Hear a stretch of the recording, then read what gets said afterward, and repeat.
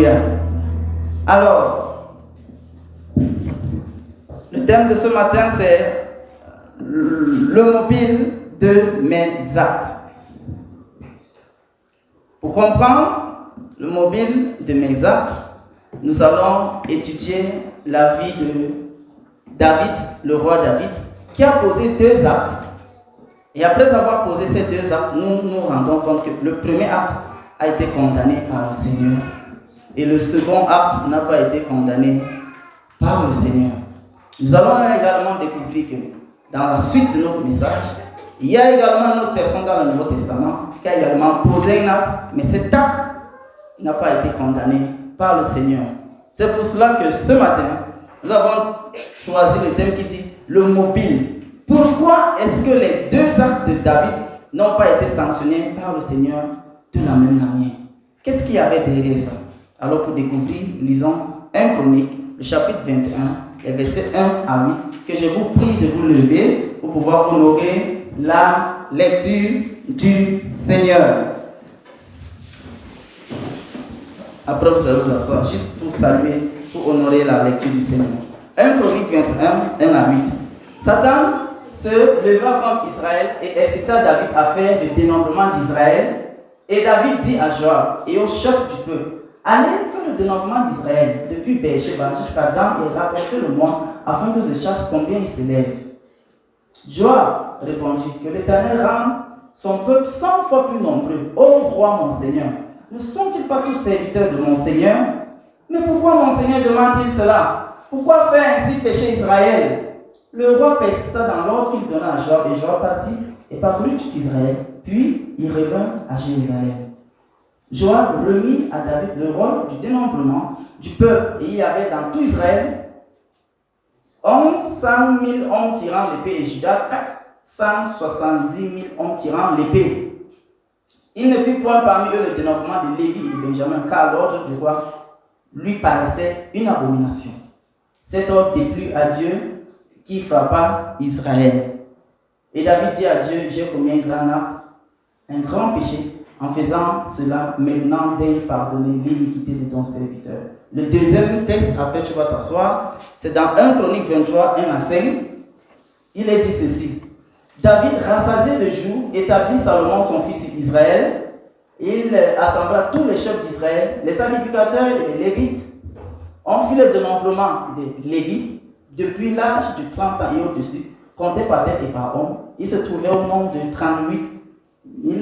Et David dit qu'il y ait 24 000 pour veiller aux offices de la maison de l'Éternel, 6 000 comme magistrats et juges, 4 000 comme portiers et 4 000 chargés de louer l'Éternel avec les instruments que j'ai fait pour le célébrer. Alléluia. Vous pouvez vous rasseoir dans la présence du Seigneur. Alors, comme je l'ai dit dès longtemps, nous constatons 2 actes que David a posés. Ces actes sont le dénombrement. Dans le livre de 1 Chronique, le chapitre 21, nous nous rendons compte que l'Éternel a frappé David, mais dans le chapitre 23, l'Éternel n'a pas frappé David. Pourquoi? La réponse à cette question nous permettra de conclure le message de ce matin. Alors, le mobile, c'est quoi? Le mobile, c'est ce qui nous incite à l'action. C'est même la cause première du pourquoi on pose un acte. Nous avons choisi de différencier le mobile et la raison. Parce que je peux dire, n'est-ce pas, que je suis gentil envers peut-être mon frère Norbert, parce qu'il va peut-être me faire un cadeau, ou alors parce que je veux peut-être dire c'est un frère, ou alors peut-être parce que c'est un change. Ça, ce sont les raisons que j'avance. Le pourquoi je suis gentil avec Norbert. Mais mon mobile, c'est quoi? C'est que j'ai envie d'entrer dans sa vie pour pouvoir lui soutirer une information.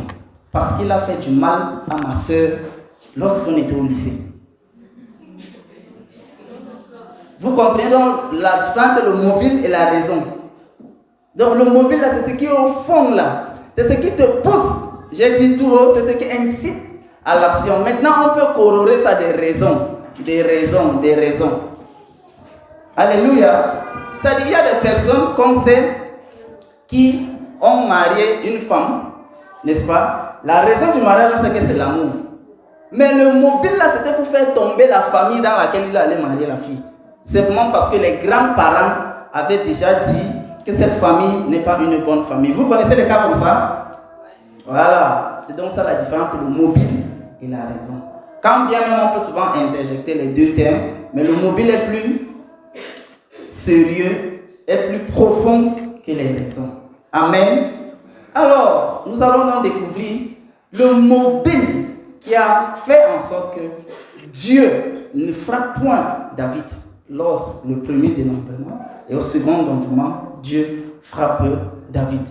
Alors, je dois d'abord rappeler que David était l'homme selon le cœur de Dieu. David, c'était la personne qui demandait toujours le conseil du Seigneur avant d'aller faire une bataille. David ne se levait jamais pour faire une bataille sans le consentement du Seigneur. Il avait une très forte onction sur lui que quand il jouait, les démons, sinon l'esprit mauvais qui était sur Saül, s'enfuyaient. Quand vous fouillez là, action démoniaque à l'Ancien Testament, il n'y a pas rien. Voilà pourquoi il avait une très forte onction sur lui, jusqu'à ce que les démons pouvaient s'enfuir ou se calmer quand il jouait. David, il n'était pas n'importe qui. Je prends cet exemple pour dire, cela également ne nous dispense pas, nous, en tant qu'enfants de Dieu, et faisons pleinement l'œuvre du Seigneur. Alors si David l'a fait, nous également, nous sommes exposés à cela. On se rappelle aussi que David a été appelé l'homme selon le cœur de Dieu. Mais David, qu'est-ce qui s'est passé? Pour que dans deux actions, un, Dieu frappe, l'autre, Dieu ne frappe pas. Où était ton cœur en ce moment-là? Entres-tu déjà dans la complaisance, David, ou alors te glorifies-tu déjà de tes actes? Alléluia. Vous pouvez aussi me dire que lors du premier dénombrement, cela va de soi, puisque c'est quand même le chef de l'armée. Il a demandé à Joab de faire le dénombrement. Joab, c'est qui? Joab, c'est le général en chef de David. Donc, quand il demande à Joab de faire le dénombrement, c'est quoi? C'est le dénombrement militaire. Ce n'est pas le dénombrement de la population, c'est le dénombrement militaire. Donc, David, dans le premier dénombrement, nous découvrons qu'il donne à Joab, chef de l'armée d'Israël, de faire un dénombrement militaire. Et c'est dans le dénombrement militaire que David veut savoir le nombre de guerriers qu'il a. Il veut également savoir le nombre de sa puissance militaire. Mais pourquoi David veut le savoir? Plus haut, dans le chapitre 20, nous découvrons que David sortait des puissantes victoires. Des puissantes victoires. Et du coup, nous lisons au chapitre 1 que Satan se leva contre Israël et incita David à faire le dénombrement. Pourquoi Satan se lève pour pouvoir inciter David à faire le dénombrement? Est-ce que le dénombrement est mauvais en soi? Même chez nous, on fait le dénombrement. Où est le mal dans le dénombrement de David? Nous commençons à dire que le mal dans le dénombrement de David, c'est parce que il veut s'attribuer les victoires qu'il a reçues. Il veut s'attribuer les victoires de ses batailles. Sinon, au fond, le démon n'est pas bien. J'ai dit, il y a le mobile et la raison. Les raisons que David pouvait évoquer, c'est pour connaître le nombre, le nombre de personnes, des personnes qui sont revenues à la guerre, peut-être le nombre d'infirmes, peut-être le nombre des aveugles dans l'armée pour pouvoir les décaler. Ça, ce sont les raisons. Mais le mobile, là, c'est quoi? Il voulait s'attribuer la gloire de ses victoires. David, qu'est-ce qui ne va pas avec toi? On se rappelle que plusieurs fois, tu as même fait des holocaustes à l'Éternel pour pouvoir bénir le nom du Seigneur pour les victoires. Plusieurs fois même, tu as dit que sans l'Éternel, je ne peux pas aller. Plusieurs fois, tu as fait des prières que Seigneur, oriente-moi. Est-ce que je vais monter? Dieu dit souvent, monte, Dieu tu ne montes pas. Mais pourquoi en ce moment-là, David, tu veux t'attribuer la gloire?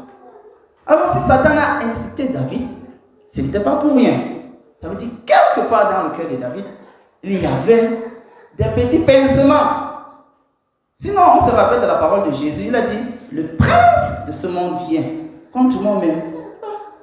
Il n'a rien à moi. Il n'a rien à moi. Alléluia. Il y a des personnes parmi nous, et peut-être le diable ne peut pas te toucher. Côté financier. Parce que depuis que tu es né, même un franc, tu ne voles pas. Même quand tu trouves l'argent, tu apportes ça à la CATV. Hein? Il y a des gens comme ça, nous autres, vraiment, on n'entre pas dedans. Alléluia. Oui, mais c'est parce qu'il a déjà ça en lui que le diable maintenant peut l'inciter. Alléluia.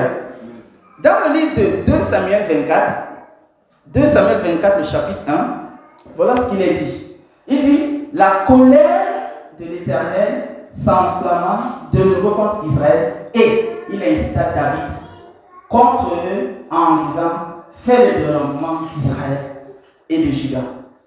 Dans 1 Chronique, on voit que c'est Satan qui a incité. Mais dans 2 Samuel, on voit que c'est la colère de l'Éternel. Mais finalement, c'est même qui? Qui a donc touché le cœur de David? Est-ce que c'est Dieu? Est-ce que c'est Satan? Nous répondons rapidement en disant que ce n'est pas le Seigneur. Puisque Dieu ne peut pas nous pousser à faire le mal. Mais parce que David, dans son cœur, développait déjà certaines allures de fierté, Dieu n'est plus content contre lui. Et puisque si Dieu n'est plus content contre lui, ça donne donc le plan légal, le droit légal, voilà, le plein droit à l'ennemi de pouvoir faire ce qu'il veut faire. Alléluia. Donc, nous retenons déjà que le développement militaire, ce sont des moyens pour connaître le nombre et évaluer la force de frappe de David. Ça, ce sont les raisons qu'il a avancées. Ce sont les raisons que nous pouvons également donner face à certaines situations entre nous et un frère. Si je fais telle chose, c'est parce que, mais il y a un Dieu au ciel qui voit le pourquoi tu es en train de faire ce que tu es en train de faire. Alléluia. Nous nous rendons compte donc que dans 1 Chronique 23, les versets 1 à 5, David fit aussi un dénombrement. 1 Chronique 23, le verset 2 dit, il assembla tous les chefs d'Israël, les sacrificateurs et les lévites, et il fit le dénombrement d'Israël depuis Beersheba jusqu'à Dan. Et jusqu'à la fin du chapitre, il n'y a pas que la colère de l'Éternel s'est enflammée contre lui. Pourquoi? Dieu est-il injuste ici? Est-ce que Dieu est-il divers et ondoyant? Est-ce que Dieu a-t-il d'humeur? Qu'aujourd'hui il a fait le dénombrement, David a fait le dénombrement, il n'y a pas de problème. L'autre fois il a fait le dénombrement, il y a de problème. Pourquoi? Ça c'est la réelle question. Rappelons-nous même que Joab a repris David. Joab a repris David. Au verset 3 de verset 21. Il dit que l'Éternel rende son peuple 100 fois plus nombreux. Ô roi, mon Seigneur, ne sont-ils pas tous serviteurs? Mais pourquoi mon Seigneur demande-t-il? Mais pourquoi mon Seigneur demande-t-il cela? Pour faire ainsi pécher Israël? David est loin de Dieu, j'ai dit plus haut. C'est lui qui reçoit l'onction. Joab n'a pas l'onction du Seigneur sur sa vie. Il exécute les tâches de David. Mais à ce moment, le Seigneur parle à David au travers de son général pour dire, boss, qu'est-ce qui te prend? Même si on est 1 million là, ça fait quoi? Pourquoi tu veux faire en sorte que nous péchons? Pourquoi? Est-ce que David a écouté? Le texte est devant vous, non? Est-ce qu'il a écouté? Non. Ouais, David. Il n'a pas écouté. Le roi persista dans l'ordre qu'il donna à Joab. Et Joab obéit. Et toi, loin de l'Éternel. Il faut souvent accepter que souvent là, il y a des choses que tu ne peux pas saisir. Il faut souvent accepter que des fois là, tout ce que tu fais là, souvent tu es dans le nez. Mais oui, puisque tu pouvais aussi dire que Joab, est-ce qu'il a ce que j'ai. C'est quand même pas moi. J'ai été appelé l'homme selon le cœur de Dieu. Le Seigneur m'a oint quand j'étais très jeune, devant mes frères, sans demander la permission, ni de mon père, ni de ma mère, ni de mes frères. J'étais même loin. Dieu m'a choisi.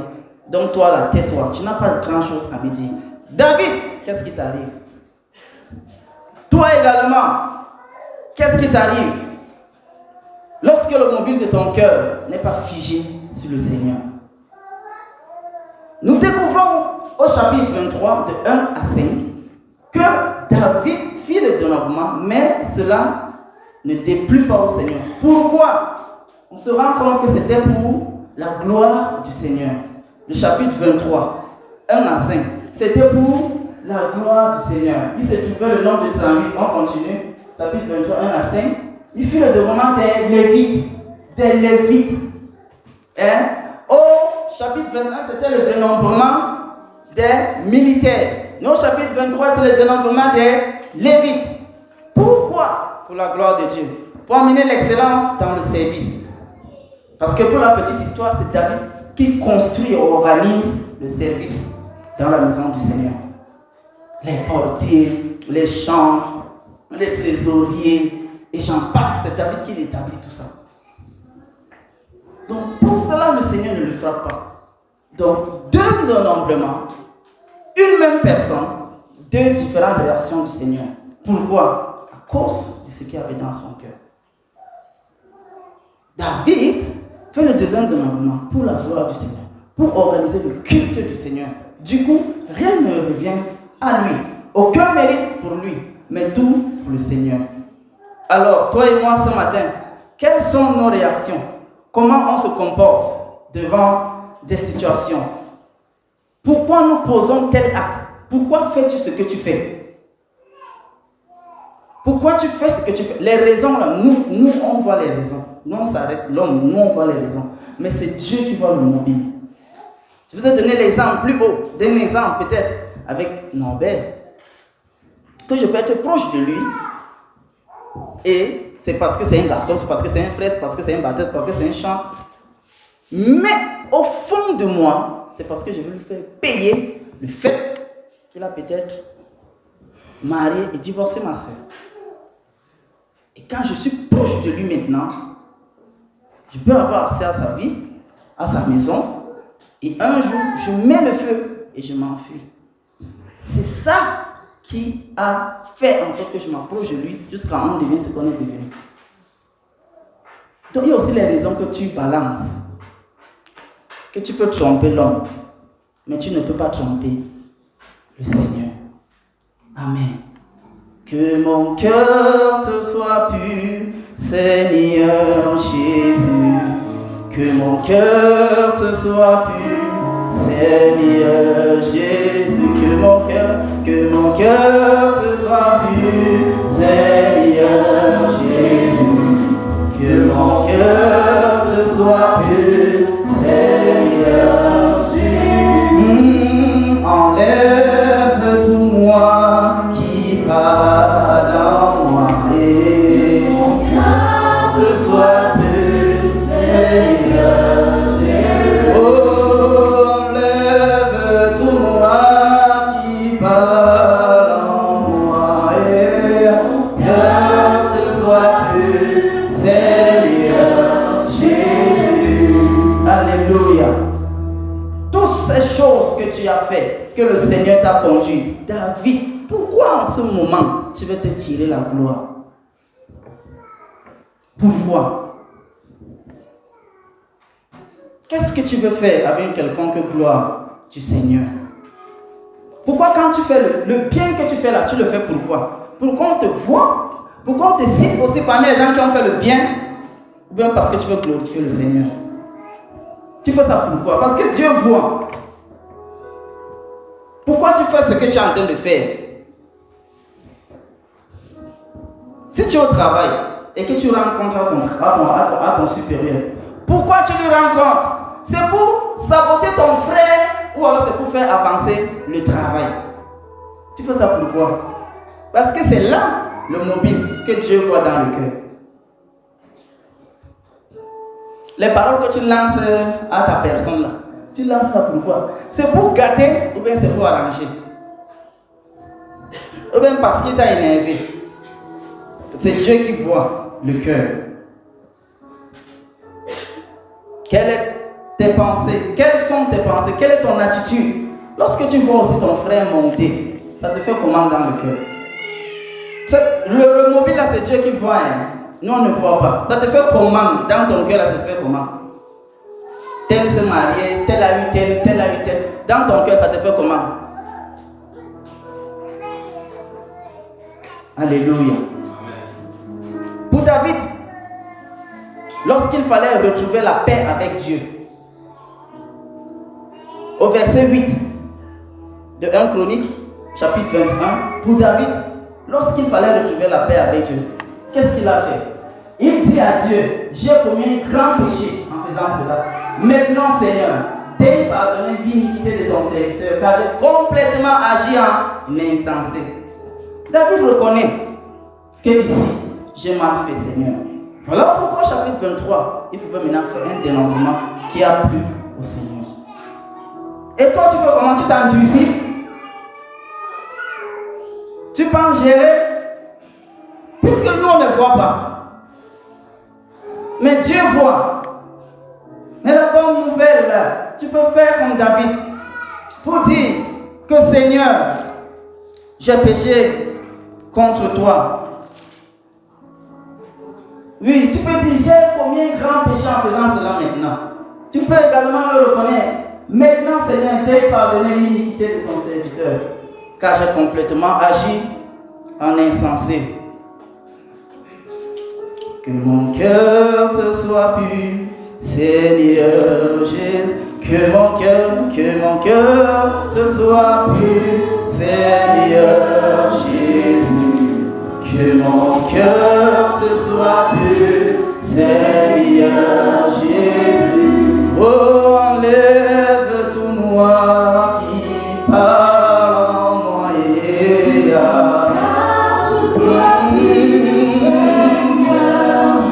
enlève tout mensonge qui sort de mes lèvres, mon roi et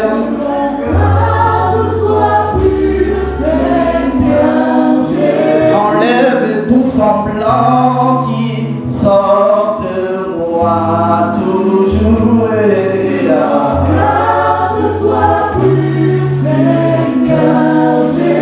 oui, mon cœur est exposé devant toi, toi seul qui vois le profond de mon cœur. Ce soit plus, que mon cœur te soit plus,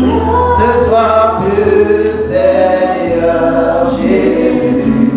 Que mon cœur te soit plus, Seigneur Jésus. Alléluia. Pendant que nous avançons dans le message, nous prions en même temps. Alléluia. Voilà pourquoi le chant dit que mon cœur te soit pur. Alors, dans Marc 14, je lis à partir du verset 3 et au verset 9. Marc 14.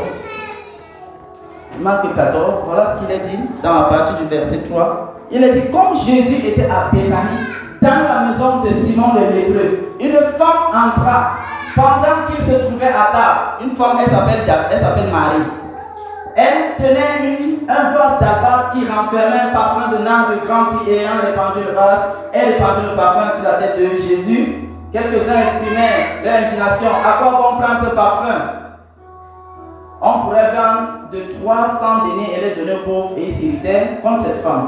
Mais Jésus dit, laissez-la. Pourquoi faites-vous de la peine? Elle a fait une bonne action. Tu laisses ça comme ça. Elle a fait une bonne action. Je prends l'exemple là pour dire, regarde le mobile de cette femme. Regarde son mobile. Pourquoi elle a répandu le parfum? Est-ce que c'est pour montrer qu'elle aussi avait l'argent? Ce sont les raisons. Est-ce que c'est pour montrer qu'elle aussi a fait le cadeau à Jésus? Est-ce que c'est pour montrer qu'elle aussi, elle peut aussi donner? Puisque les Nicodèmes ont donné. Hein? Je voulais dire, les Zachées ont donné. Elle aussi, est-ce qu'elle pouvait donner? Les maris de Magdala et toutes les femmes qui travaillaient autour de Jésus soutenaient son œuvre. Mais elle a fait pourquoi? Le mobile de son cœur, c'était pour rendre hommage et pour adorer le nom du Seigneur. Elle l'a fait non pour obtenir une place auprès de Jésus, non, mais elle a fait seulement pour Dieu. C'est pour Jésus, jusqu'à ce que Jésus a dit, laissez-la. Jésus qui voit ton mobile, Jésus qui voit mon mobile. Voilà ce qu'il dit de la femme. Pourquoi faites-vous de la peine à cette dame? Elle a fait une bonne action à mon égard. C'est lui qui voit le profond de ton cœur. Et il peut dire à la femme qu'elle a fait une bonne action pour moi. Puisqu'on ne peut pas mentir, Jésus, lui qui voyait les paroles dans le cœur avant que les paroles ne jaillissent de la bouche, il dit, elle a fait une bonne action. Est-ce que Jésus peut dire cela de toi et de moi aujourd'hui? Qu'il est en train de prêcher là, il a fait une bonne action. Il est en train de chanter là, il a fait une bonne action. Avec son mari, la manière qu'elle s'adresse à son mari là, elle a fait une bonne action. La manière que tu t'adresses à ta femme là, tu as fait une bonne action. Au travail, le pourquoi tu rends compte là, tu as fait une bonne action. Est-ce que Jésus peut dire ça de toi et de moi? Puisqu'il voit le mobile de nos cœurs. Et lui, on ne peut pas le tromper.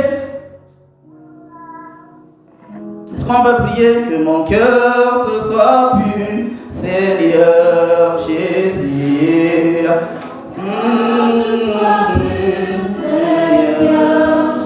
Que mon cœur te soit pur, Seigneur Jésus.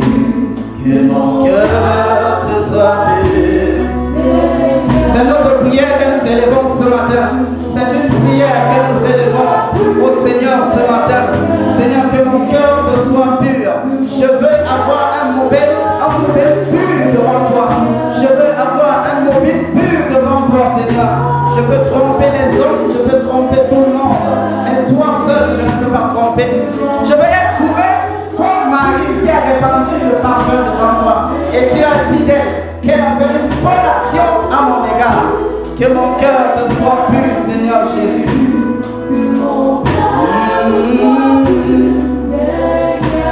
Prie maintenant, parle au Seigneur. Expose ton cœur devant lui.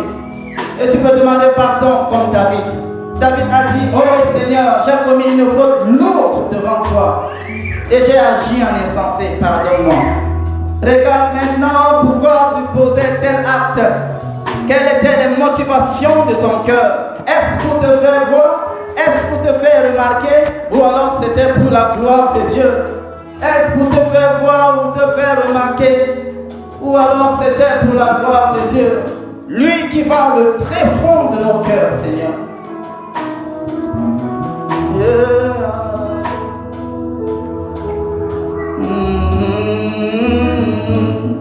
Que mon cœur te soit, Seigneur Jésus.